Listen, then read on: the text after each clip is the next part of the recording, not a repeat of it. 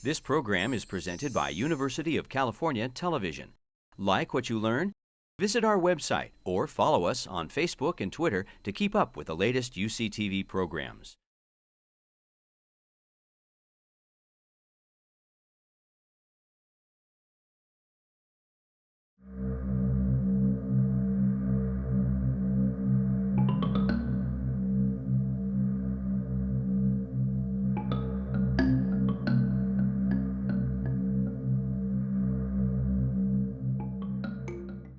Welcome on this beautiful morning. It feels a little bit like fall out there, which is nice. Hi, I'm Henry Brady. I'm the Dean of the Goldman School of Public Policy here at UC Berkeley. It's a tremendous pleasure to be here this morning with this distinguished panel. This is another activity sponsored by the Class of '68 Center for Civility and Democratic Engagement, which is a center we have at the Goldman School. Let me start by introducing the moderator for today, who is Dick Beers. As you can see from the program flyer, he's a member of the centers, the Center for Civility and Democratic Engagement's Advisory Board. He was ASUC president when he was a student here at Cal, and he went on to an extraordinary career in media and television. But he's now retired, but not really. Dick's doing all sorts of other things. He's a fierce advocate, trusted advisor, and philanthropist for the campus, especially in the College of Natural Resources, where he's been a member of the advisory board for 2 decades. He's championing Berkeley in all sorts of areas, especially in the Beers Environmental Leadership Program, which he supports with his wife, Carolyn. This has been a program that has trained people from around the world in leadership in development activities. In addition to the many hats he has at Berkeley, Dick's current business activities include serving on the board of the San Jose Giants, a minor league affiliate of the San Francisco Giants, and his role as senior advisor for Revolution Foods, which promotes nutritious meals for schools throughout the nation, including a partnership with the San Francisco Unified School District to provide healthier school meals to its diverse population of students. So Dick is a guy doing a lot of fascinating and interesting things. He's going to lead our panel today. So let's welcome Dick Beers.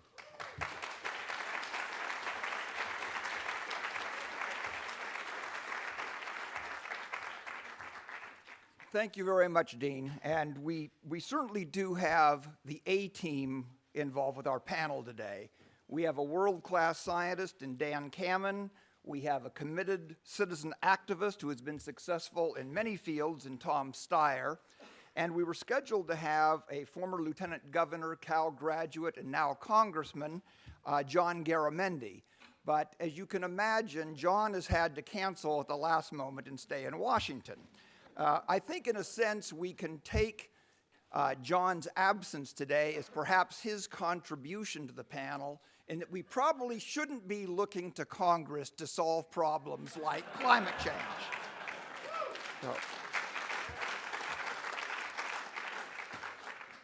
I've been pleased in the past to serve as a moderator of a number of panels, but I want to tell you that never have I been involved with a panel where I've had more advice coming in from many different places about topics that everyone would hope we would cover. So accordingly, I'd like to give you perhaps a little bit of a context for the panel, which I think we'll have today. Number one, as a media executive, I was very, very frustrated by what I considered false equivalency by the media, where they give equal amounts of time. Is climate change a problem or is it not a problem? I'm going to go out on a limb today and say climate change is a problem. Now, by saying that, I don't want to imply that there are not many, many unanswered questions. The pace at which climate change is taking place, issues like reciprocal feedback, how do we deal with it? I think a key question is just how much time we have, how it's going to impact rainfall and the like. So my proposal here is today, climate change is a problem, and we're going to focus very much on the nuances we have to face, the unanswered questions, and then what we do about it. I think that one of my greatest concerns on the issue of climate change is the issue of timing. I think I was a history major at Berkeley. I love history, read a lot still. If you look at American history, I think you can say we oftentimes respond late to an issue. Slavery is obviously one, Hitler's aggression, environmental degradation, and the like. I'm sure most of you have heard Winston Churchill's famous observation, you can always count on the United States to do the right thing after trying everything else first. Now, in that issue, I think one of the great challenges we face with climate change is exactly how much time do we have? I've asked that Dan Kamen be our first speaker today because of his involvement from a scientific standpoint. He has been very, very involved. He has one of those CVs that kind of steps off the page. If you read it before talking to him, you're almost intimidated to ask a question. But we're happy to have him at Berkeley. He's been very involved with the Energy and Resources Group, also the Goldman School, and he was one of the people that led to Berkeley's receiving the largest grant, I think, of any type that has been received by a university, which is for the Energy and Biosciences Institute here at Berkeley. He's also been involved with the climate change panel that was co-recipient with Al Gore of the Nobel Peace Prize. So, and then our next speaker is Tom Steyer. First of all, I would encourage you all to read the article about 2 weeks ago in the New Yorker, which very heavily features Tom. And if you're like Carolyn and me, I'm sure you know you've got a big stack of New Yorkers somewhere in your house, and you haven't read as many articles as you thought you should. So I would encourage when you go home or through the wonders of Google, find the article involving Tom, and you'll learn a great deal about his perspective about climate change. Tom is an extremely active citizen, and he and his wife, Kat Taylor, have joined with Warren Buffett, Bill and Melinda Gates, and other wealthy individuals in giving the Pledge of Promise to donate the majority of their wealth to charitable and nonprofit activities during their lifetimes. They have created the Oakland-based One Pacific Coast Bank and Foundation, which provides loans and banking services to underserved small businesses, communities, and individuals along the West Coast. They also founded 2 renewable energy research institutes at Stanford, the Tomcat Center for Sustainable Energy and the Steyer Taylor Center for Energy Policy and Finance. They also own the Tomcat Ranch, dedicated to the health and preservation of the land and community. I'm going to bet you're a fan of Duarte's and their great pies and pescadero. Everyone should try it. At their ranch, they use solar-powered electric fences and rotational grazing practices to avoid overgrazing. So I would now like to introduce Dan. Both Dan and Tom will speak for approximately 20 minutes, and then we will have, I think, a very vibrant Q&A. So I think that I look for a very, very lively discussion. So Dan, if you could please come up, and again, I'll rephrase the question of just how much time do we have? How acute are the problems?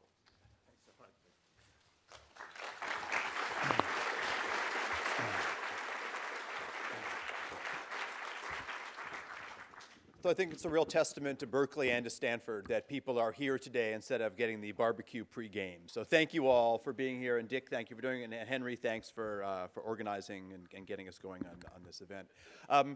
To get to Dick's question right off, the generic answer is we have 37 years. 37.0 years to get the significant figures incorrectly in there. And that really means that the climate assessment is that by 2050, we have to have completely changed our ways. And there's a whole number of reasons why that's going to be a very challenging story. So I'll use my 20-minute sort of opening salvo just to highlight some of the issues and opportunities and to really focus a little bit on why I think it's so exceptional to be doing this in the Bay Area, at Berkeley, and the ability to work on these kinds of projects. And I see one of my students from my undergraduate and graduate class here in the room today, and I kind of note that when I first came to Berkeley 15 years ago, this room would have been seen as too big for our energy and society class. And today it is in the largest auditorium in the new development in the northwest corner of campus. And so it really does speak to the testament of what's changed overall in process. So when I look at the balance between doing science, developing policy and engaging on the output side of the story, I really couldn't be more pleased and a little bit more worried that we've done a number of remarkable things in California and elsewhere, and the uptake of those around the world has been much too slow. We're not doing everything right here, as Dick and Henry alluded to, but we have moved very slowly. So one place where we've had an interesting, I would say, sea change in thinking is that since 2010, I've been Secretary Clinton and then now Secretary Kerry's energy envoy to the Americas to try to make relationships between universities, industry, in Latin America, the Caribbean, and the US. And it's one of the places that I kind of highlight back to lessons we've learned from the Cold War, where one of the places where dialogue could really flourish, even if there was an action or large-scale action, was in the science, in that time at non-proliferation and now in terms of these engagements. And so here's a picture in the field in the Atlantic coast of Nicaragua, right on the edge of the Pearl Lagoon, a swampy area that's a clean energy leader.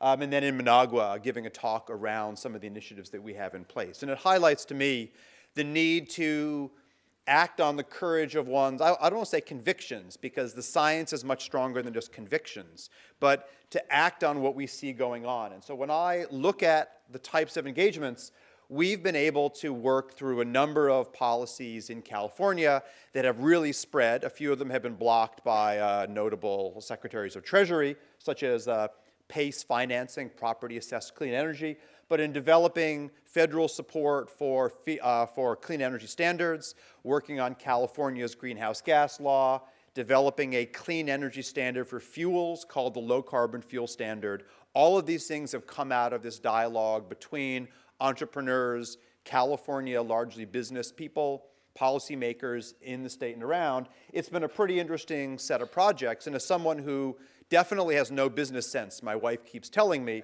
we've been able to spin off a number of companies and international initiatives that have taken some of these things on. So it really is a place where doing good and finding opportunities to spread those messages are in the water. I'll spend a couple minutes on one slide because I think it's maybe the most important thing I'll say today, and that is that in thinking about how to act with this rough 37 years, and I say that because the climate story is that if we don't change our energy equation by 2050, then we condemn tropical coral reefs, we condemn ourselves to much greater frequency of fires, we condemn ourselves to a whole range of climate catastrophes that will cost us not billions and not trillions, but really redefining the environmental and economic landscape in which we live.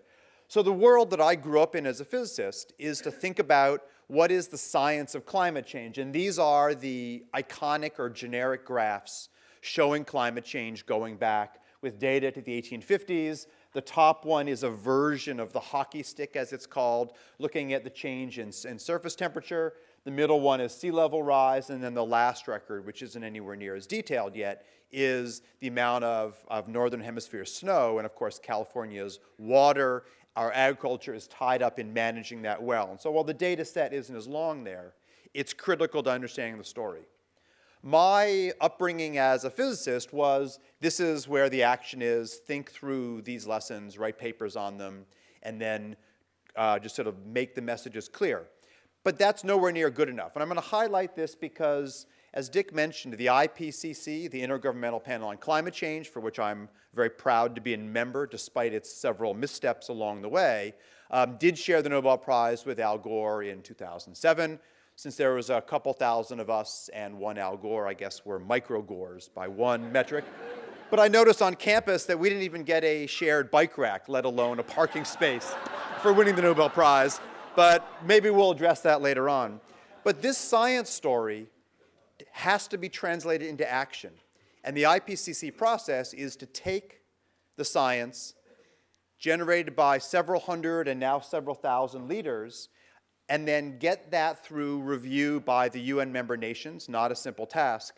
And so when this process began with the first assessment report, that green vertical line in 1990, the statement was it'll take us a decade to figure this out, despite the fact that from my physicist background, that looks like we're pretty clearly on the climb. Second assessment report, 5 years later, the balance of human evidence suggests discernible Human influence in one of those words took 8 hours to negotiate. Discernible. The third assessment report, notice a year of slippage in the debate as the process heated up. 2001, most of the warming in the last 50 years, likely with a probability, warms my heart, due to human activities. And then the fourth assessment report, notice a little more slippage, 2007. Most of the warming very likely, 90% probability due to human activity. And then the IPCC took what I think is the bravest step, the one that's been most challenging, and that is to begin to discuss the implications of that process. Warming will most strongly and quickly impact the global poor. It doesn't say just developing nations, it says the poor in the North and South. My wife is a radiologist at Children's Hospital, and she routinely sees people coming in for immunizations for diseases not normally seen in this area on the uptick. Florida has dengue fever and malaria returning to South Florida. I don't think that's a political statement. I think that's a statement about climate. And so we're seeing these changes in the works and in the water. In 2011, we produced one of the interim reports that goes into this process. That was with the ungainly name, the Special Report on Renewable Energy and Efficiency, a very nerdy title. And it said that we can do this 80% transition to clean energy if. And that if-then statement is a computer programmer's nightmare. It's if this, if that. It goes on for pages and pages. But it indicates what scientifically we've known, and that is these transitions are possible. The latest report released on Friday, which you can see, it's the cover article on the Daily Cal, says that warming is human-caused, 90%, 95% confidence, and the rest of the more normative statements, the technical, the policy statements, will appear in a series of reports that will appear between now and the spring.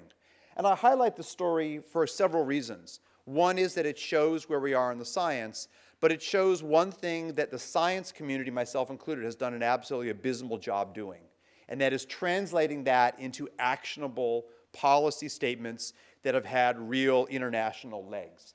So just to highlight where we are on this process, California, despite having a financially crippling energy crisis in 2001, by 2006 and 2007 was passing landmark legislation that said by 2020 we have to get off that gray business as usual path and get onto the green path. And in fact, we're on the green path. California is on pace to get back down to its 1990 emissions. That's the internationally accepted baseline year by 2020. Just for a comparison, the European standards are generally 20 to 40% below that zero line baseline by 2020. But given where we started, this is pretty good. But this is really a down payment on making the cuts back down to 80% below that baseline by 2050. We do not technically know how to get all the way there, despite lots of cute models and assessments. We're going to have to discover this in practice and through implementation. And the reason why I would say this is so possible, why it's not some impossible challenge that looks beyond costly and beyond technically impossible, is when I look at the Moscone Center. This is a picture during the retrofit, when the Moscone Center went from the old incandescent bulbs to the new, more efficient bulbs, and they've actually even replaced those T5 light bulbs to this date. Notice that A, the quality of light is better, and that's something we often leave out of the clean energy and energy efficiency equation. It's not just replacing a brown, dirty bit of energy, a brown electron with a green one. It's that, can we find a way to make the business proposition more exciting? Can the green electron be a better service? When you go from a Walkman to an MP3 player, you didn't just get a smaller device to have more songs. You got all kinds of other services, backing up your computer, et cetera, et cetera. Too much in the clean tech world, we have failed on this story. We have given good arguments why we should go solar instead of going gas or coal, but we haven't found ways to make that new business opportunity better, and that's really the challenge. The Moscone Center is a great example because not only did they do this upgrade, but they saved enough money so that, and largely they saved the money by being able to downsize their air conditioning, because old light bulbs are basically little heaters. Think of your Easy Bake Oven with the light bulb in it to bake food. But these more efficient light bulbs give out much less heat, so you could downsize the heating system and actually save money, not just buy green, but have an improvement. And what did the city do with that savings? They didn't pocket it or do other things. They used it to install solar on the roof. And they did that early on, and that was the largest solar array in the United States when the Moscone Center in the city of San Francisco did it. That's a remarkable positive feedback. And Dick mentioned the negative feedbacks that climate has, but here's one where innovation in one area led to innovations in another area. And it's that kind of process, using the science that comes out of all our universities, the national labs, companies, to do something that really was important climate-wise, making the building more efficient, and then being innovative and plowing back some of that innovation capital back into making the building a landmark for clean energy. Now that's a trivial size solar array in terms of commercial ones. We have companies like BrightSource and Osra and many others doing not arrays that are 0.6 of a megawatt, but 600 megawatts in size. So we found a whole new scale of operation. I will not go through the details of this slide here. It'll be on the exam after this discussion. But what I highlight here is that California went from this energy crisis in 2001 to having what I describe as a dense network of mutually reinforcing clean energy policies.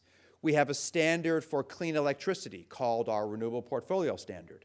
We've adopted a European strategy called a feed-in tariff, and we have a small additional feed-in tariff that many people like myself want to expand. That strategy alone gives us targets for clean energy. We have a carbon market that we'll talk about greatly. California's market right now is a cap-and-trade market.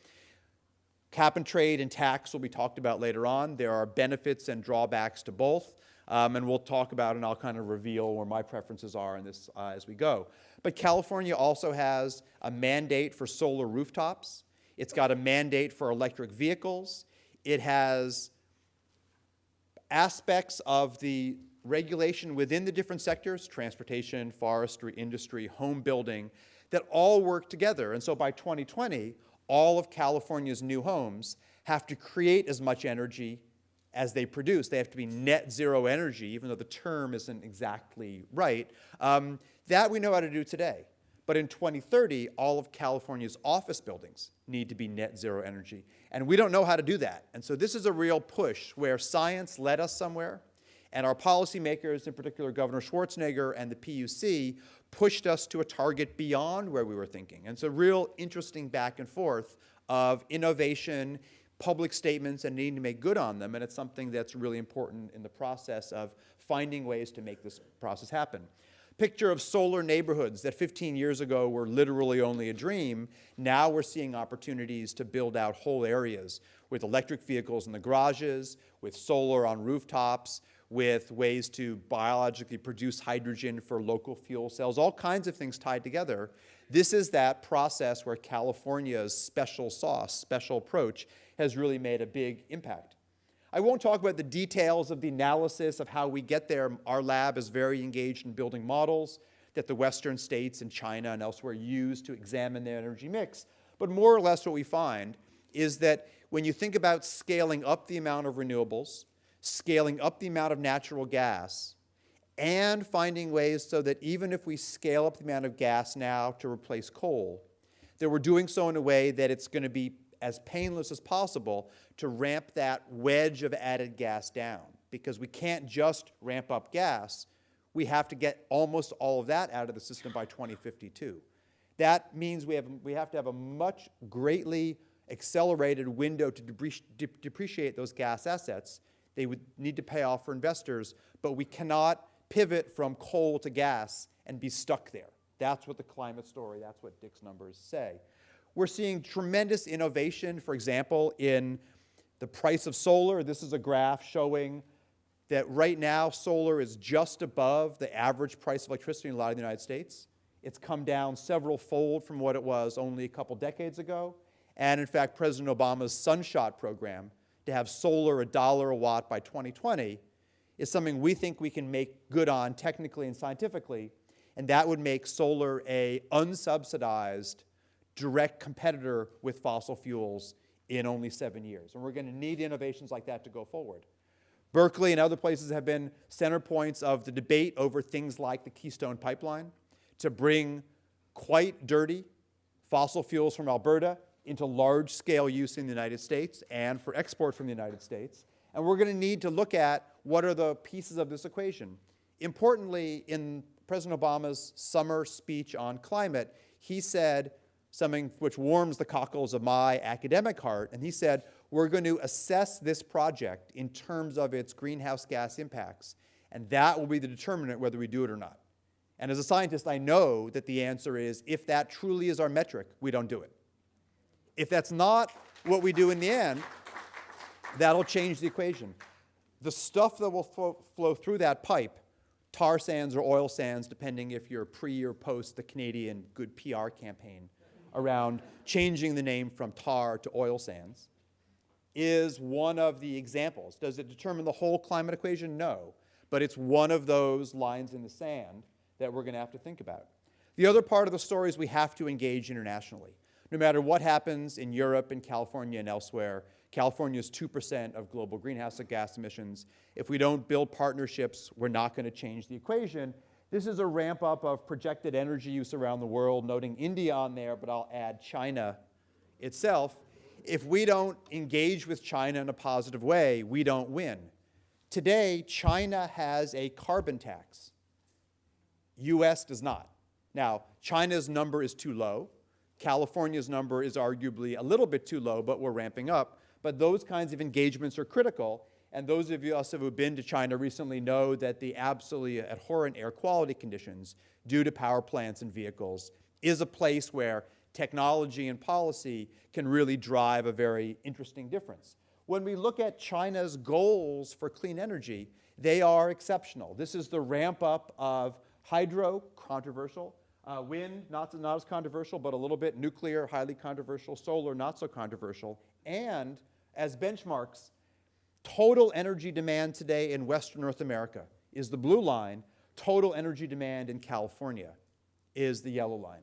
That shows that as much as we want to criticize China for building a new coal-fired power plant every 2 weeks, their goals for clean are way, way up there compared to many other places. China, in many ways, is going all directions at once. Lots of coal construction, and yet they are the global leader in solar manufacturing, electric vehicle battery manufacturing, and wind turbine manufacturing. So without a positive engagement there, we don't win this equation, but we've got to demonstrate we can do these things at home. I'll spend only a couple minutes on it, but the other part of the story is that energy access is as big or a bigger crisis as climate. And some people have fallen into what I think is the trap of saying we can either have clean energy for all or access. And as much as we can clean our energy mix in the US and Europe and elsewhere, energy access for the poor has got to come from whatever source. I would say that argument is totally wrong. We see again and again that to beat down on these large pie charts on the right in each case shows the number of people, both urban and rural, who are projected to be without access to electricity by 2030. That's an unacceptable baseline because it means that we don't get those services. Secretary Ban Ki-moon has said by 2030, the UN mandate is everyone has access to electricity, everyone on the planet. We're going to make modern energy access available to everyone, but we're going to do that at the same time that we double the deployment of energy efficiency and we double the global share of renewables. I applaud the first one. The second and third that sound hard, we have to go way beyond that. We will not get there if by 2030 we're only getting these doubling of the rates. A journal that I hope you all read regularly, the North Borneo Post, highlighted just one of these example engagements. We were asked by an environmental group in the North Borneo, the Malaysian state of Sabah, to look at alternatives to coal after the government had already purchased a coal plant from China. So this sounds like kind of a hopeless boondoggle. Why would one waste academic time on it? Well, we held a number of community forums. We assessed the options. The newspaper reported biomass, but we also talked about solar and wind, and they're part of the equation. And in fact, what happened is that the state ordered the power company, after our report came out and after those community hearings, to cancel the already signed agreement for that coal-fired power plant.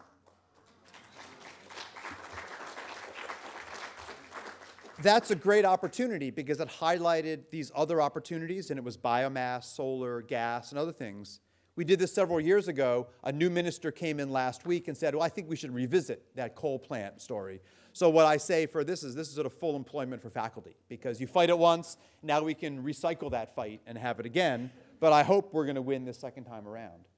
There are places like this. This is the capital of South Sudan, Juba, newest country on the planet, lowest electricity rate of any country. And what you see on the outskirts of Juba here is what I would call unplanned international development. Here you can see the traditional communities, the thatched roof huts, and here you can see an aid project built by a company I won't mention, the UK. And they've built a set of nice new homes, but there's no infrastructure.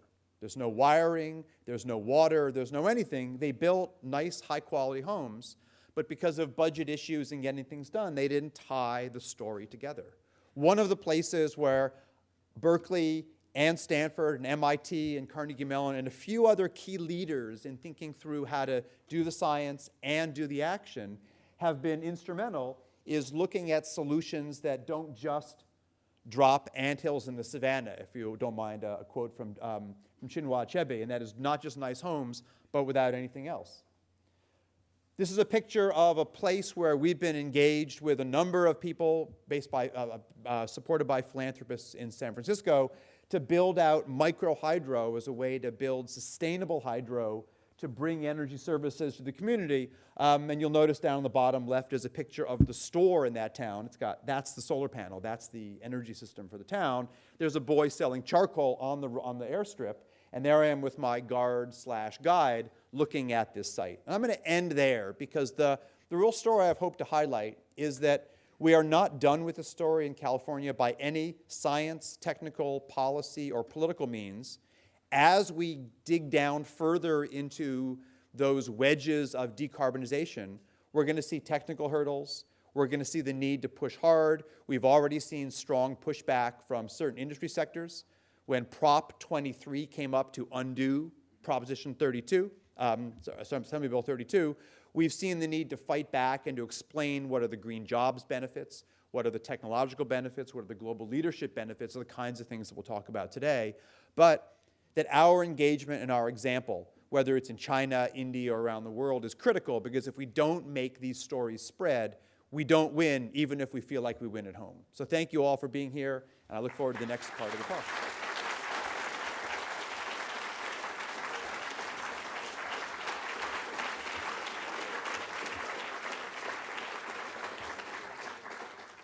Thank you very much for that excellent presentation, and also for the reminder to renew my subscription to the North Borneo Post, which I will do very soon.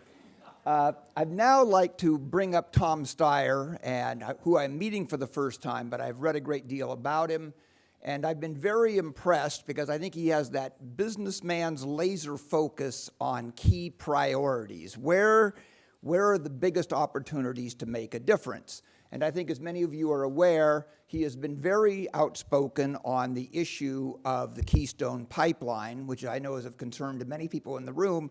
And I'm going to kind of take the liberty, perhaps he wants to answer this in the Q&A, or I'll throw it out now. I think many people are interested in how did Tom come to focus on Keystone as opposed to other possible answers like the carbon tax? I mean, I'm sure we'd like to address many things, but as a business executive, how did it come that that became at the top of your agenda?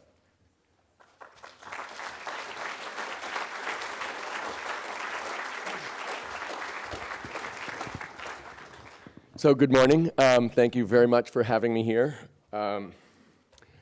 As you probably know, I don't have a Nobel Prize.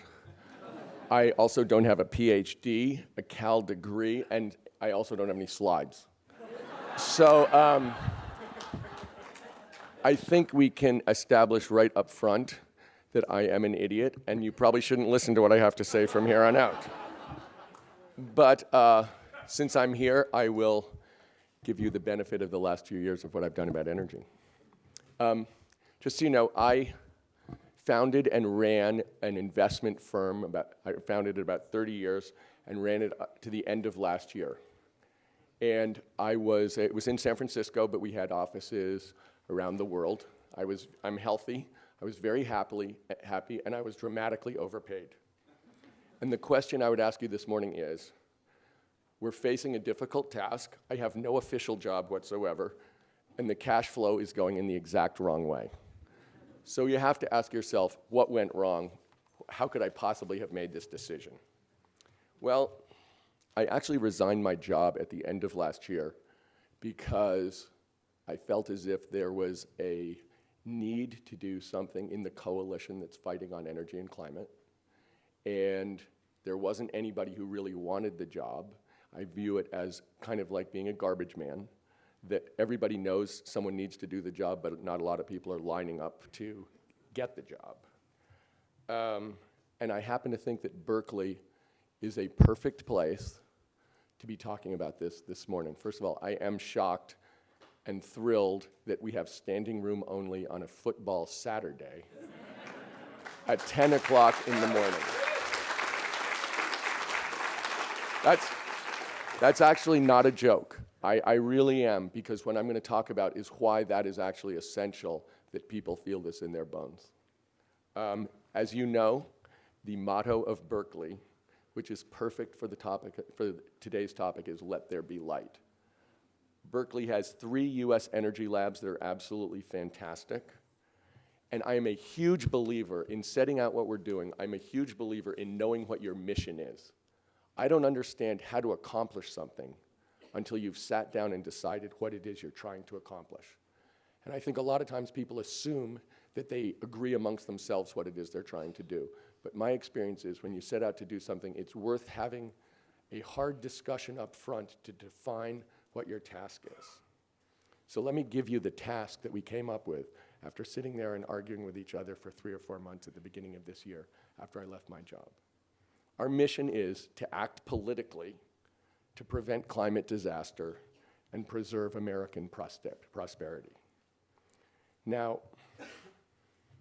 there's a good question about why I would leave my job to do that.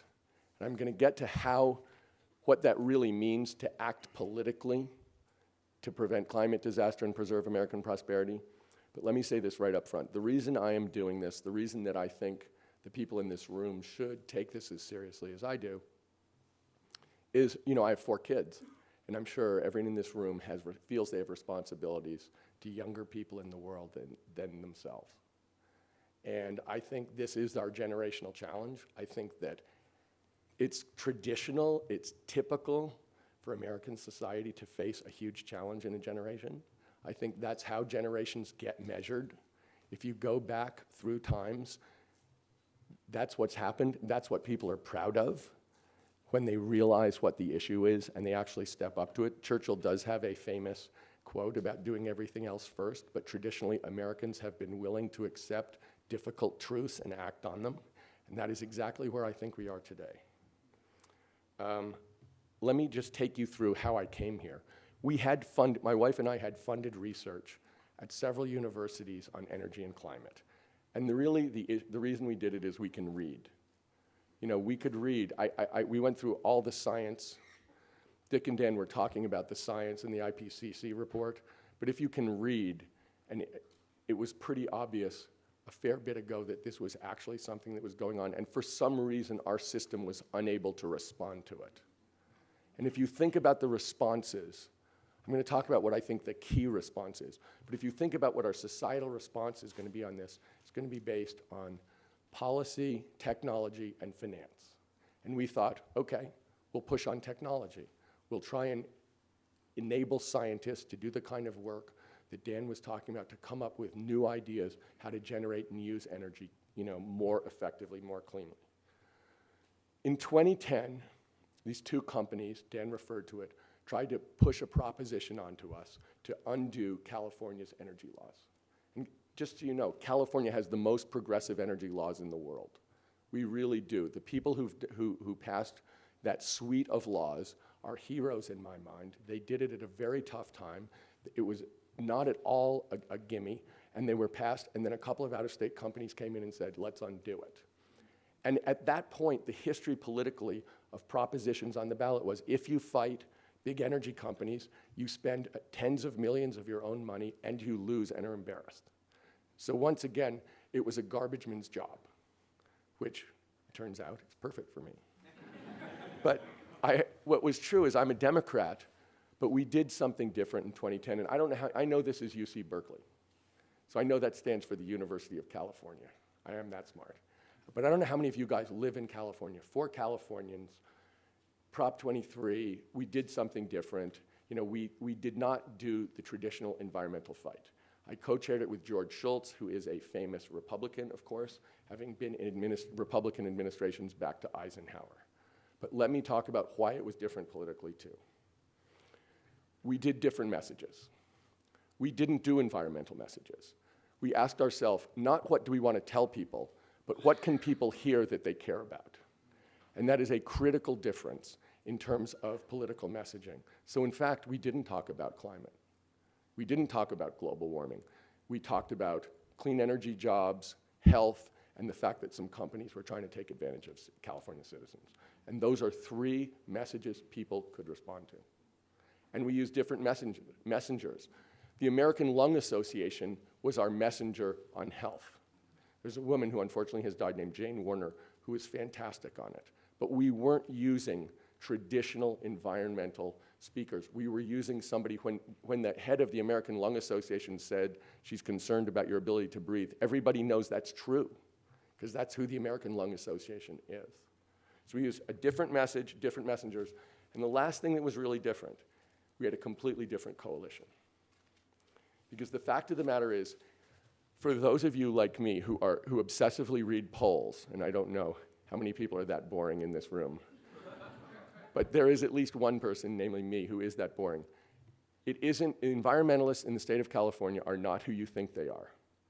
The group that votes by far the strongest on the environment, and it's been true in every poll and after every election, is Latinos. Number 2, Asian Americans. Number 3, African Americans. So if you're going to have a coalition on an environmental proposition in the state of California, if you really think that you're going to do it from a narrow band of environmentalists, that is actually not how you're going to win. So we specifically organized clean businesses. We specifically enlisted organized labor on our side and got both of those so that we could absolutely say this is not jobs versus the environment. But in addition, we had a very broad coalition of people, and we talked a lot about environmental justice. And that is something that is going to happen going forward. And in 2010, that is one of the most important things we did. So obviously, we won that. For the Californians, we got 70% of the vote. We got more votes.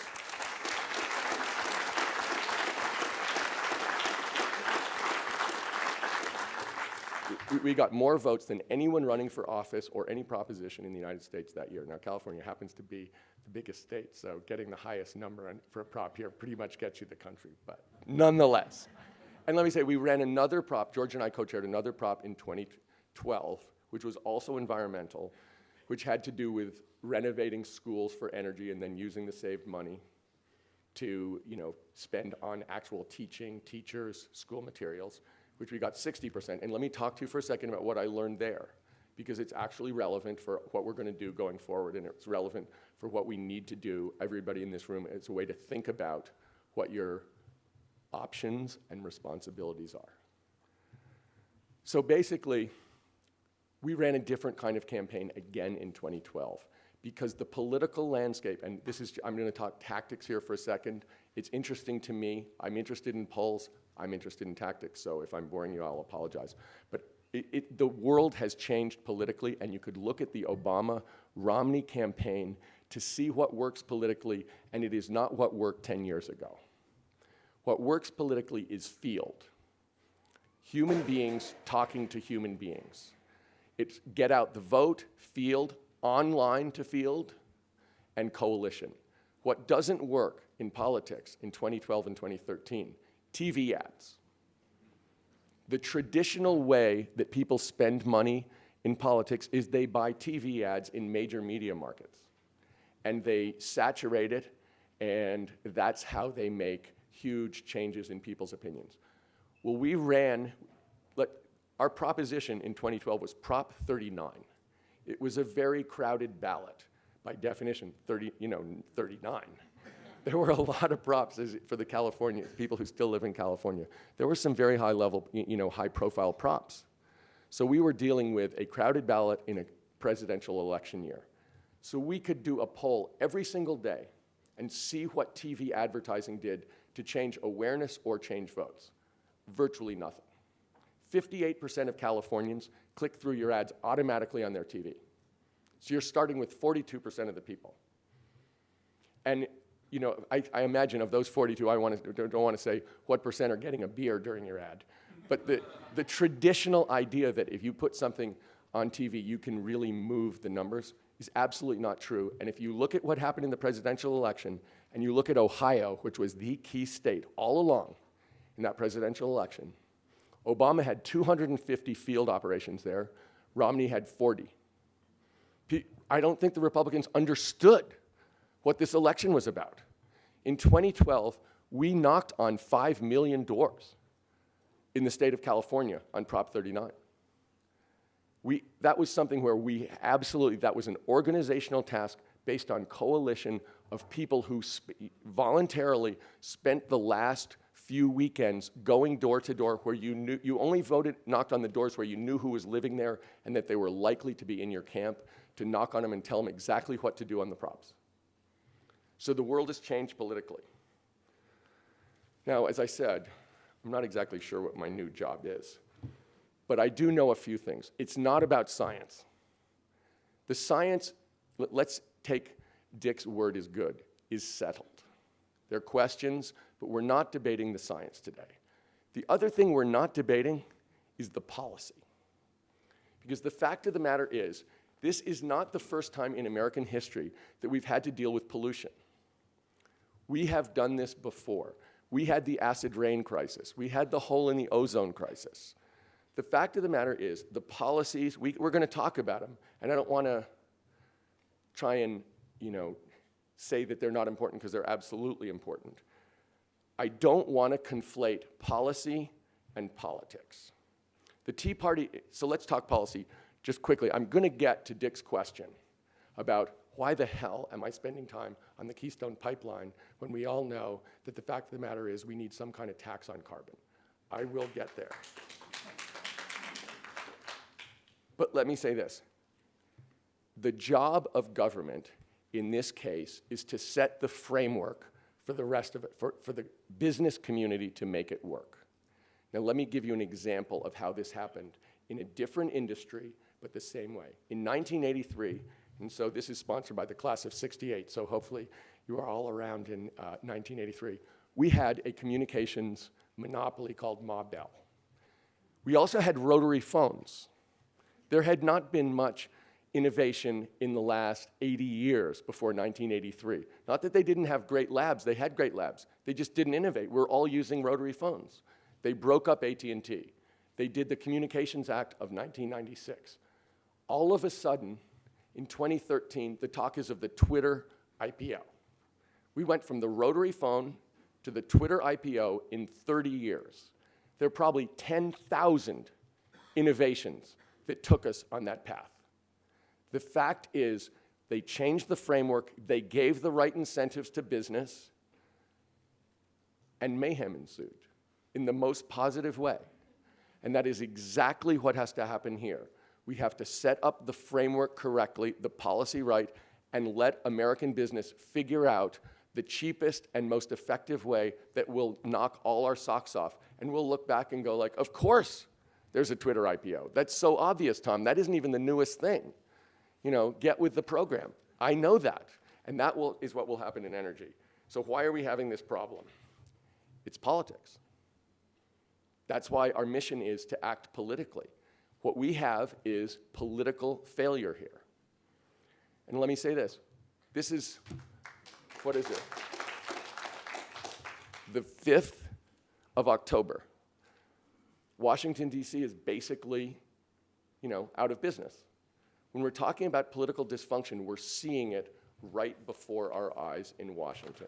So think about where we were at the beginning of 2013. We all knew we were going to get some form of gun control bill. That was a given. We knew for sure we were going to get some form of immigration reform.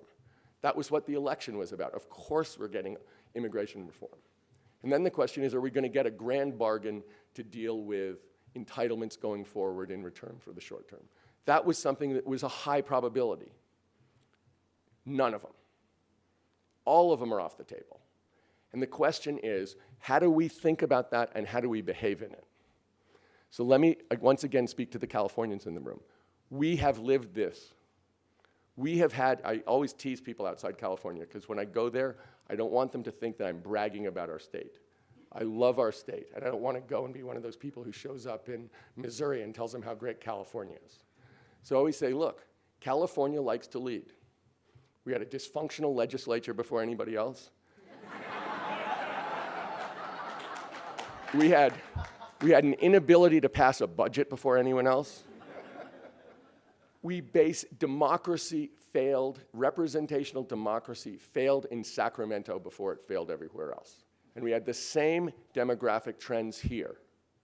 So the fact is, when I look at Washington, D.C., I remember California, and it's playing out exactly the same. A minority party has a veto and has decided to exercise it on legislation and budget matters. That happened in the state of California. We spent 10 years reading, we're bankrupt, we can't do anything, budget crisis in Sacramento, people being furloughed, paying people with script. We've lived this before. We know how this turns out. It's exactly the same. But the fact of the matter is, in California, representational democracy didn't work for a while. And so we did something else. We did this huge experiment, much lampooned, of direct democracy called propositions. That basically the 37 million Californians believe in democracy. Well, the 317 million Americans also believe in democracy. So the question is not, do we have dysfunction in Washington, D.C.? We do. The question is, what are we going to do about it? And we don't have propositions in the United States of America. Because I promise you, if we did, people would be using them just the way they used them in California. And if you remember in California, everything went to props. They changed the tax rates, 3 strikes, death penalty, marriage equality, everything went to the props. So what are we going to do today? Well, it turns out there are other forms of government that don't reside in Washington, D.C. And that includes the state governments, and the leading state government in the country, particularly on energy and climate, is in California. So what we are going to do is we are going to push in the states. We're going to push in the states because there's real leadership in the states. Not only in California, if you go up and down the West Coast, if you look in New England, there is a desire on the part of governors, and it is not at all this kind of partisan dysfunction that we see in DC, for people to actually act on this and to actually lead on this. They think it's a great opportunity for them to be leaders, to make their states lead and get clean energy jobs and push hard and actually progress. And the question is, not only can that happen in states, but can the states link up? Can we get regional things the way they have in New England, where they have a regional combine having to do with electricity utility generation? Can we do that in the rest of the United States? Because as Dan said, look, this is a global problem. This is a global problem that requires a global solution. So what do we even care if the state of Washington decides to have policies like California and we have a regional energy policy? Why does that matter in a world where China is by far the biggest greenhouse gas emitter? And the answer is, if it's a global solution we need, the United States is still the essential country. It's not like we're going to be the only leader here, but this is not happening without American political leadership, technology leadership, and economic leadership. We're not going to be alone. It's going to be a coalition. But that is absolutely what has to happen. And before it happens, we have to win politically in the United States overtly. If you think this is, and I really believe this is our generational challenge, we're not going to win a generational challenge secretly. You know, I always say, we're not going to win World War II secretly. We have to declare World War II for all hands to be on deck. Now, in this, believe it or not, the crazy people of the Bay Area are actually leading, which is a fantastic thing as someone who lives here. You know, I think the people in this region and in this state recognize what this is and are willing to work on it. So how are we actually going to accomplish this change? Well, there's a lot of talk about what we can do from and I'm going to finish with Dick's question, but let me just say this. There's a lot of talk about what we can do voluntarily. You know, that we can put, I happen to have PV on the roof. We have done, I happen to have been driving a hybrid for 12 years. We can all do those things, and probably the people in this room actually do those things. But honestly, I think that's incredibly important. If you read Martin Luther King's speech, letter from Montgomery jail, one of the things that's required for a huge change and to lead is self-purification. So I don't want to say anything against that. I think it's critical. And if you think about World War II as an all-hands-on-deck change for American society, there were victory gardens. People who had never grown vegetables grew vegetables. And was that important? It was important because it was a statement of who they were. But did we win World War II because of victory gardens? No, actually. We won World War II because Detroit stopped making cars and started making tanks and battleships and planes. So for us to change, we need a complete societal change, which is going to require the framework which we put in so that American business starts to do what they did in World War II, which is completely change itself. So that it's absolutely assumed that these are the rules and everybody just throws away the old rules and moves forward. So let me end with Keystone versus a carbon tax.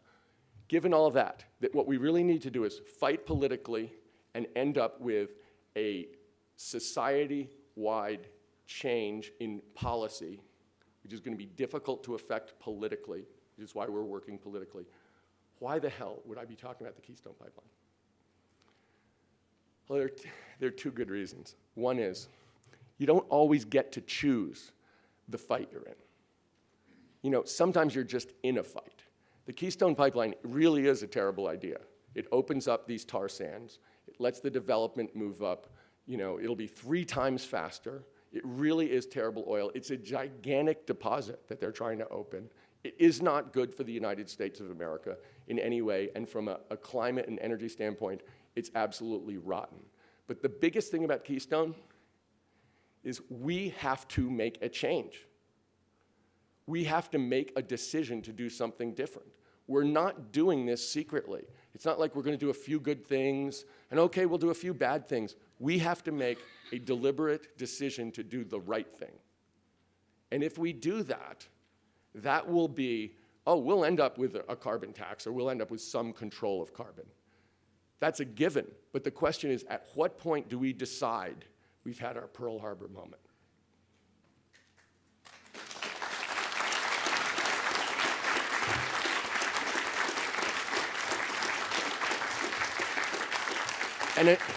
And until we do, we are not going to take this with the seriousness it merits. It will not be recognized as our generational challenge.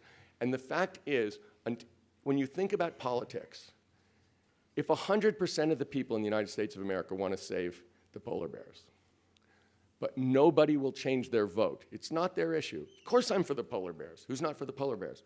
But if nobody changes their vote, the polar bears don't exist politically. If you won't change your vote, then that issue does not exist. And that's how American politics works. I'll end with one last story about this. A friend of mine is really big on gun control. And he was going around the country and talking to senators, trying to convince them that they needed to sign on to background checks. And he was talking to a senator and explaining it to her, and she started to cry, because he was laying a pretty heavy thing on her, which was that if we don't get some kind of gun control, you can see that there are going to be more 6-year-olds who are going to get gunned down. And that's just the odds, that there are going to be people who are going to have access to guns who otherwise wouldn't, and they're going to shoot innocent people, and some of them are going to be little kids. And so the senator started to cry and said, look, I want to vote for it, but I can't vote for it because I won't get reelected if I vote for this. So she's crying in her office. And the guy said, I felt really bad for her. And I said, well, let me tell you something. I didn't feel bad for her. because she basically said, my job is more important to me than the lives of innocent 6-year-olds. Let's not fight that. That is our system. That is okay. We need to go out and change the votes that tell that senator that's the wrong decision. And that's what we need to do in energy and climate. It's not enough. The reason we don't talk about polar bears, nobody changes their vote on polar bears. You have to be able to talk to people about what they care about at their kitchen table, talking to their family about what they care about most. And until that happens, we won't get the society-wide move we need, we won't get the broad policies we need, and we will never unleash the innovation power, the research, the development, the kind of research-based industry that we deserve in this and that we absolutely need in it. And so that's why we have the motto we do. Thank you.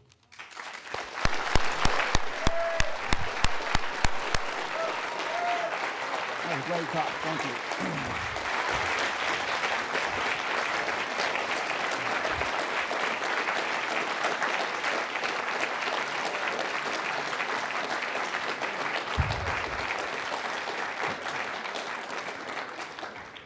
Thank you both to Dan and Tom for simply extraordinary presentations.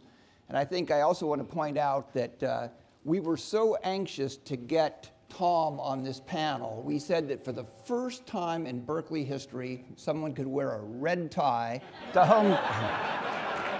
homecoming on campus. And that's a bargain. I thought it was the huge payment.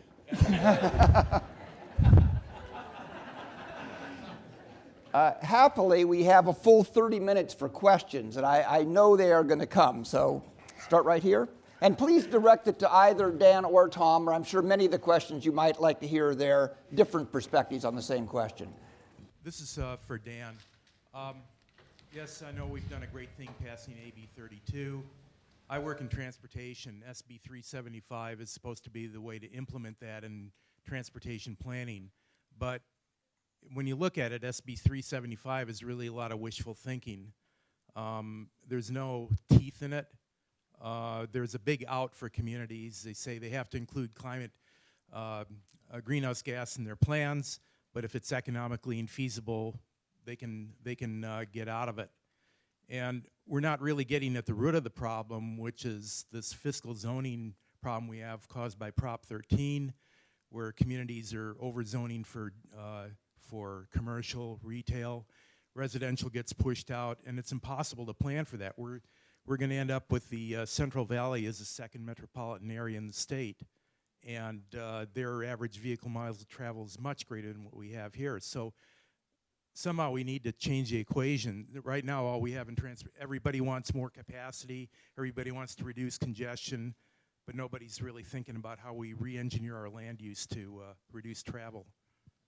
So SB 375 is a really interesting, and it is certainly a flawed piece of legislation, but it's flawed in ways that are both positive and is part of what I expect to be the innovation. The most interesting feature of 375 for me is that this is the first time we have a land use planning feature, and you noted the issues about residential and commercial properties, but it's a land use law where all of the teeth are actually tied to our climate law. It's a really unique piece of, I would say, California innovation, exactly in the line that Tom said. And I actually am more positive about it than you are for a couple reasons. Does it solve all the issues? Absolutely not. Does it have outs, escape valves, if you will? It certainly does. AB 32 has escape valves, one of which was the grand compromise around how we were going to set up our carbon market. And if the price of carbon went too high, then credits would be released into the market, and that would keep us, with a reasonable price early on, but it would also keep everyone in the game. And the reason why that's so important is because we've seen in New England and we've seen in Europe high-profile, much heralded climate markets, carbon markets, go to pot, because their prices fell so low because they gave away credits and they gave away loopholes in ways that didn't actually allow the regulators to keep everyone in the story. And so the feature of 375 that I find most heartening is that it requires everyone to do the math. Communities that want to do new development projects, whether they're residential or commercial, have to do the analysis, and those goals are tied back to the climate goals. So the piece of the story that I think is most important here is that California right now has the most aggressive solar and, in particular in this case, the most aggressive electric vehicle standards in the country, and that to meet local development standards, you have to comply with those. Does that mean we have the whole story figured out? Absolutely not. But what it does do is it's given a lot of strength to the argument that California, in this transition that Tom and I are talking about, is going to have to push aggressively hard on homes and businesses that are net zero energy and are clean energy generators, and that we are all driving around, the driving that we do have to do in vehicles that are dramatically better than what we have now in terms of emissions. Does that solve big traffic jams? No, you can have as bad a traffic jam in electric vehicles as regular cars. But knowing that we have to use some amount of transportation, this is a way to link them in important ways. We have to deal with some of the items you highlighted, but the fact that 375 links into the climate plan, I think is exactly the right approach. And the reason why it doesn't seem to have more teeth as of today is because while our climate law is in place, the cost numbers have not yet begun to really bite hard. As we get towards 2020 and beyond, those numbers are going to require much bigger innovation, the 10,000 innovations between the rotary phone and the Twitter IPO. If we don't keep these laws in place, we defeat our ability to have a structure where the state can operate on these things. But I think we actually are on the right path here. Are we on a fast enough path, is I think the question behind your question. I would say we're not on a fast enough path, but 375 is a landmark linking of land use back to climate. Right here. Yeah, thank you. Peter Joseph from Citizens Climate Lobby. I just want your opinions about how would our lives and your work and all the work that's being done to pull us out of the climate ditch that we have done, how would that change if everybody on the planet knew that carbon pollution was on schedule to become less and less profitable through a progressively rising fee on carbon emissions levied on fossil fuels at their point of entry in the economy? In other words, the carbon tax that we've discussed, Dr. Kamen said that the carbon markets haven't worked, and indeed emissions are not going down. And wouldn't it be wonderful, and the political picture that people need in their minds to change their votes, to have a campaign to use the most powerful engine in the world, in the human world, outside of nature, which is the economy itself, to rescue us from the hole that we've dug ourselves through the free fossil fuel feast, to quote Naomi Oreskes, that we've been on for the last 250 years. Isn't that the enzyme, the catalyst that we need? Tom, I wonder if you could speak to that, and also perhaps in your own thinking, how you evaluate that kind of option versus Keystone. When you think about a carbon tax, let's separate it. I think you asked two questions, Peter. One was economically, what difference does it make? And secondly, politically, how does that fit into all the other solutions? The way I think about business is think about them as a computer program, and I'm a 30-year business person. They put into their program the potential revenues and the costs. And if you tell them there's a new cost, they will factor it into every single decision that they make.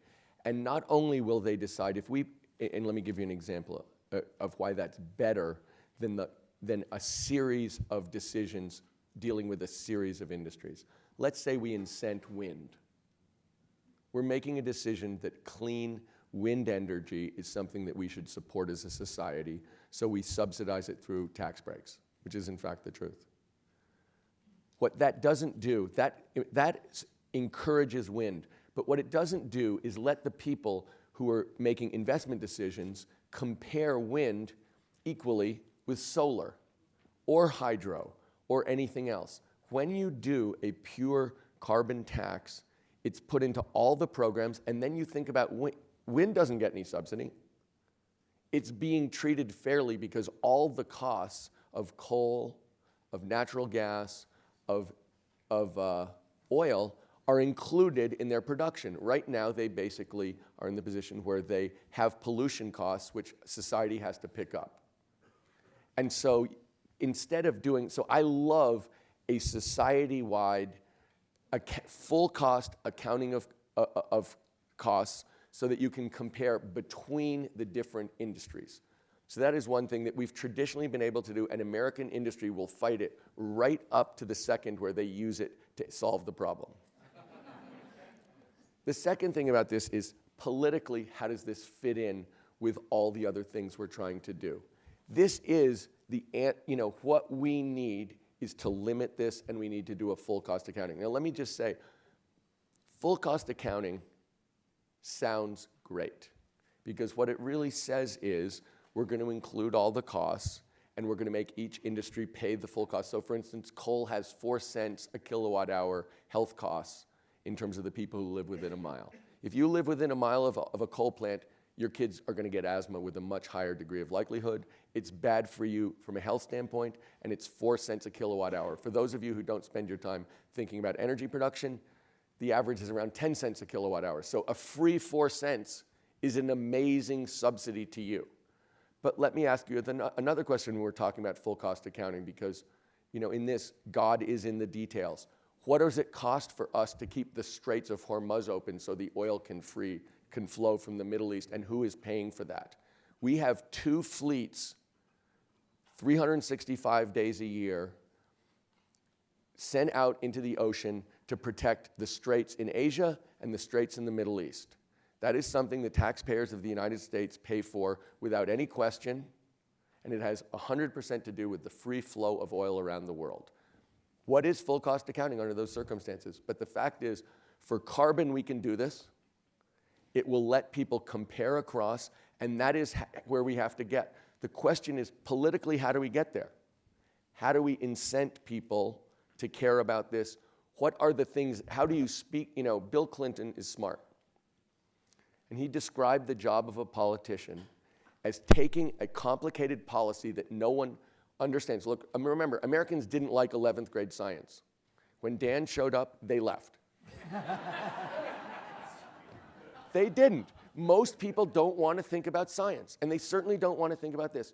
So what Clinton said is, the job of a politician is to take a complicated policy idea and translate it into words that people can relate to and care about. That's the job. So you remember, don't ask, don't tell, mend it, don't end it. That's what he was doing the whole time, was trying to take ideas and translate them into something. Americans spend 5 minutes a month on politics. 5. It better be short and sweet. It better be straightforward, and it better hit them right in the gut. Let me just add one thing to that, because I think that what Tom just said is really key. Fight it up into the point that it's inevitable, and then find ways to exploit it. And we've seen that over and over again. The military was seen as, for the longest time, as a real stumbling block on this. They weren't going to turn around. They invested their DARPA money in things that didn't have any relation here. And then when the number came around that a barrel of oil costs $1,000 on the battlefield, the military is now the biggest driver of fuel cells, of solar, of all kinds of efficiencies, and it's this turnaround of the last minute. California's policies, as imperfect and still in formation as they are, have already turned off coal projects that were under construction and coal projects that were going to be built across the Mountain West because they weren't seen as profitable. I just went to visit a company in Montana, and they have said, we didn't know what we were going to do. We had a board meeting. We had a crisis. We had an all hands on deck. It kind of sounds like a few baseball teams I know. And what they said is, we realized we have all these land assets. Now we're going to invest in wind.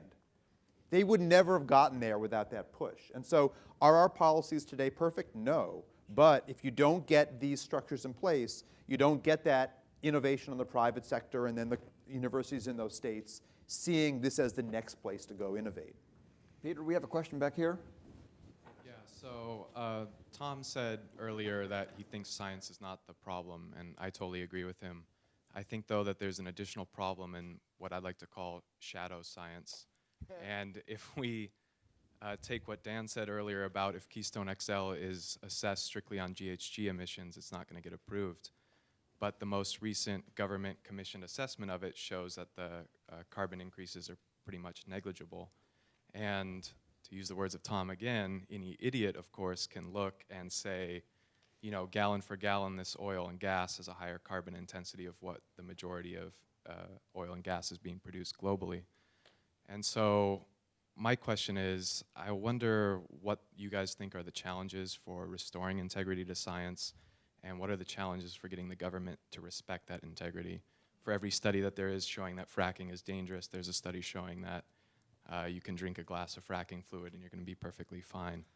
So, of course, that government commissioned study, weeks later, there was shown to be a ton of conflicts of interest. They had relationships with investors and TransCanada Corp and all that sort of thing, and they're doing another assessment as a result. But it just seems like that's just a constant challenge, and a challenge to the American people to decipher between what we know as the true facts of set science and this other kind of science that we're being constantly bombarded with.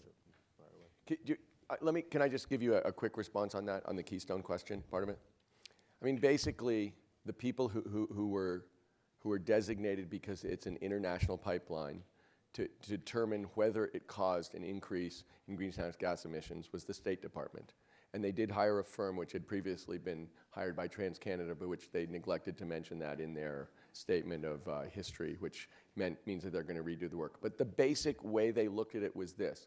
They said, this stuff is going to get developed under all circumstances, so therefore the only thing we're talking about is how it gets transported, which is it going to be through a pipeline, on railroads, through other pipelines going across the Rockies or back to the Atlantic, or is it going on trucks? And they determined that if you assumed that it was getting developed under all circumstances, the pipeline had a negligible impact. Well, the fact is, the pipeline, all the things that they assumed that were possible turned out weren't possible. The second choice was to go to British Columbia. British Columbia turned down their pipeline. There was a big rail disaster that caused a bunch of people to die. So all of the assumptions that it was going to get developed under any circumstances at the same pace turned out to be false. Now that didn't just happen. What happened was, and I think that they were basically making an argument about how this was a jobs builder for the United States that had no greenhouse gas impact. The jobs, it turned out, they were completely exaggerating, and it turned out that their alternatives weren't true. So I make 2 points. One, somebody spoke back to them. Bill McKibben spoke back and said, baloney, your numbers are false, and made it a political issue. And he deserves a lot of credit for it. Because it's easy to win an argument if no one is arguing against you. And that is actually what was happening with Keystone. On the jobs issue, which is an absolutely critical issue, the assumption here is either we do Keystone or we don't do Keystone. No, the fact of the matter is either we develop energy one way or we develop it another way. So that's like saying either we're going to put solar on the roof, it's going to produce this many jobs, or we'll never produce another job and we'll never create another kilowatt. No, the alternative to Keystone is doing it a different way that will produce 10 times more jobs or 100 times more jobs. So I believe, I make one last point, which is this. The criteria looked clean when the president talked about them in July. But don't forget, if you read the papers, we're in a political situation here. Criteria are not clean. There's a huge political overlay to this, which is why, people in DC, the president is weighing this in the context of all the other things he needs to deal with, the budget, the debt ceiling, and all the other things he'd like to pass from a legislative standpoint, and the 2014 midterms. So the scientific criteria look clean, but Washington, D.C. is a complicated place. And this is why I actually think this case is why I brought up things like the North Borneo case, because we fought the battle, we won it, but the reward for that victory is you get to keep fighting it. You have to keep doing the science, and we've consistently found when I employed Canadian groups, US groups, that those tar sand barrels are 20 to 30% dirtier than the other barrel. The bottom of the barrel of oil, if you will, is dirtier. But the science is only the substrate, the beginning of this broader engagement. And so when Alberta was saying, well, if you don't take it in the US and get the jobs and the export money, because all this oil is basically going to Louisiana to sell for a few fat cats, then they said, we'll send it to China via British Columbia. British Columbia said, we just did our own analysis. We're getting 232 jobs out of this. The answer is no. Alberta was then faced with California saying, we don't want it. British Columbia saying, we don't want it. And now a huge battle on their hands. And my Canadian friends are shocked. They're saying, we're the bad guys in any discussion. And that's not the Canadian way. And so you turn this around by not winning the story with the science, but you've got to have it in your back pocket. Looking into the lights, is there a question in the back? I can't see. Okay. Okay. Hi, everyone. Thank you so much. My name is Vera Pardee from the Center for Biological Diversity. I have a question for Tom. It seems to me the million-dollar question raised by the discussion is the one you posed, which is how do we change the votes? What is it that we're going to say to make those 5 minutes a month actually effective? And the Keystone fight has been effective, in my opinion, because it has done a little hat trick. It has been able to unite a splintered community, a community that has, that has many hobby horses, different goals, yet the Keystone fight and Bill McKibben's work was able to unite at least the advocacy group and business group and everyone else pulling in the right direction. But Keystone is, of course, just one issue. So my real question for you is, you must have a matrix. You're a smart guy. You must be figuring out. I started by saying I was an idiot. But you must be figuring out on a local, regional, and national level, how do you sort the issues to come up with a one that you believe has the highest ROI? Okay, so let me just take that question because that's a great question. I actually see it completely differently. This isn't an issue. We think that we can win consistently around the United States, but it's a local question. Energy in the United States is local. It's generated locally, it's used locally. The votes are local. So we have to have the ability. Right now, we're spending a lot of time and a bunch of dough in the governor's race in Virginia, where there's a guy running who sued University of Virginia for teaching climate science, which is an amazing fact. And it is absolutely important that that guy not be the governor of Virginia, partially because he would actually have an impact, and partially because everybody else, when I said that, there was a senator who wouldn't vote on gun control because she felt she'd lose her job, you have to know that if you take these crazy positions on energy, that you're not going to win.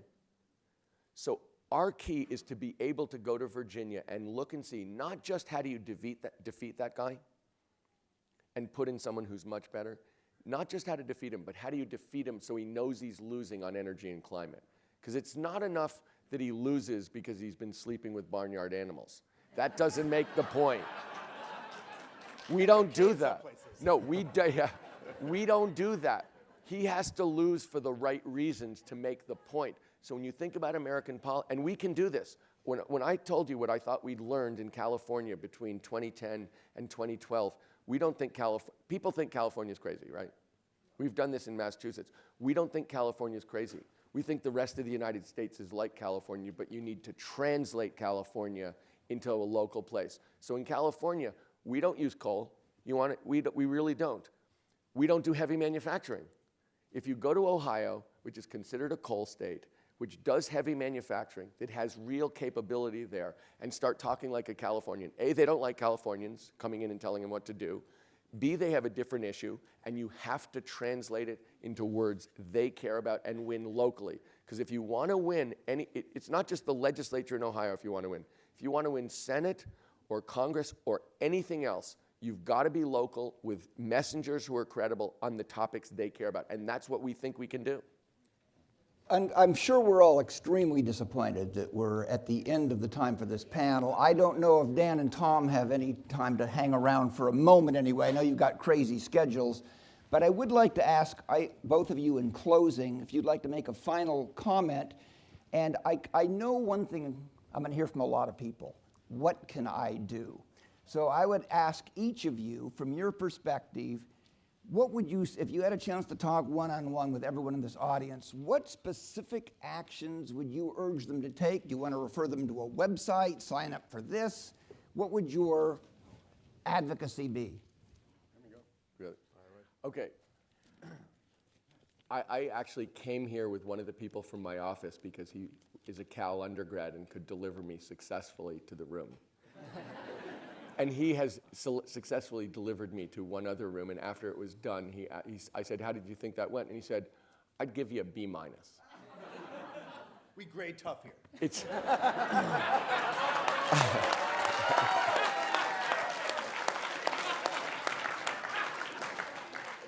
for me, a B- is a good grade, though. And he said, you need to be clear with people what they can do. So let me talk, I want to make 2 points. The second is what you can do. The first is this. Look, to me, this is the St. Crispin's Day speech. It really is. Go back and I'm not going to, you guys want to go root for Cal in an hour. Good for you. But this, to me, is St. Crispin's Day about what it means to do it together. Democracy does not work unless people actively take part, volunteer, make it happen. We are not going to defeat the largest industry in the history of the world passively. If you guys leave, if everybody leaves and goes home and says, Dan was great, Dick was great, the other guy I can't remember, that's not enough.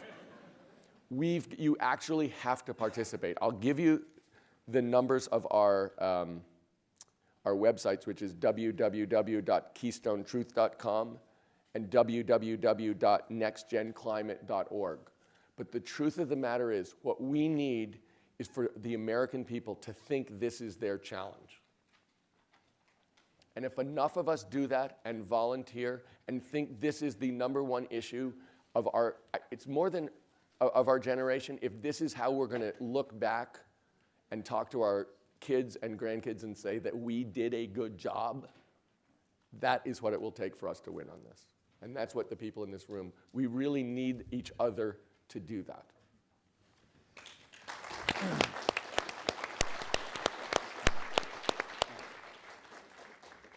So for me, it's a pretty simple equation. On the first slide I put up, I have the website of our laboratory, and that is groups like ours and at Stanford and elsewhere that do work at the boundaries between science and policy and politics need your support.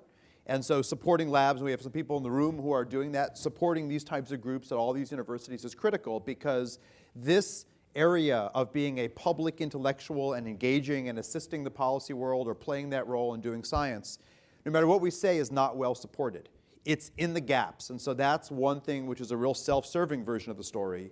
But it leads into the second part of it, and that is that the voluntary issues, the putting solar on the roof, the electric car, having the heat pump, to the Tom Friedman articles about making your home a green leader, those are the places where you try out and you gain the experience to know that the Tesla fire was a unique event and is fixable the next round of Teslas, so that we can demonstrate that the green energy economy isn't just a green substitute for the black energy economy, it's a better economy.